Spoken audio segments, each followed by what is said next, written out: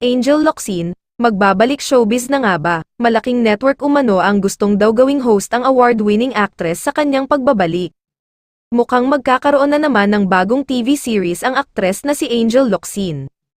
Pero hindi ito mapapanood sa Kapamilya Network pagkalipas ng 3 taon ay mapapanood na ulit si Angel na umaarte at nag-aaksyon. Huli siyang napanood sa The General's Daughter noong 2019, pero napanood naman siya bilang host ng programang Iba Yan. Last year na ang asawang si Neil Arce ang direktor.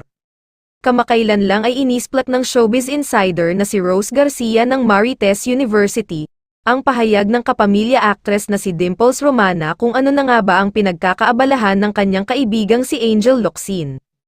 Matatandaang halos 1 taon na ring hindi nagpaparamdam sa showbiz o kahit sa social media ang award-winning kapamilya star, nakasal na sa film producer na si Neil Arce.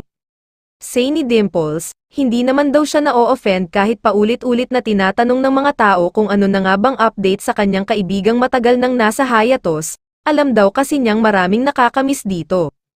Sagot ni Dimples, nasa kanilang bahay lang daw si Angel at ine-enjoy ang pribadong buhay kasama ang mister.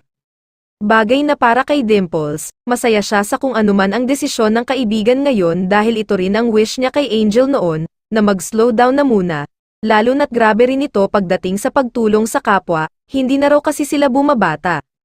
Sa ngayon daw ay inaalagaan ni Angel ang sarili niya katuwang ang kanyang mister, ibig sabihin, hindi totoo ang mga chikang hiwalay na sila, ine-enjoy niya ang married life niya, tahimik ang buhay niya, ang saya-saya ko para sa kanya, ayon pa raw kay Dimples, kaya tingnan na lang daw ang muling pagbulaga ni Angel dahil tiyak daw na manggugulat ito.